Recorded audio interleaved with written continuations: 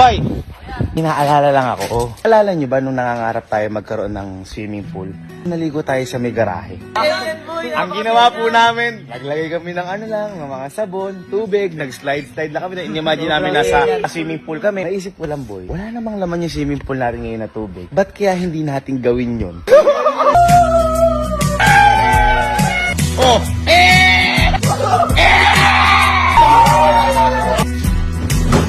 Pero, masaya pa din! Ay, ano pala si Sky? Kung kayo naglalaway dyan, eh wala naman pong tubig. Bawal po dyan maglangoy po. Ibig sabihin, ayaw mo?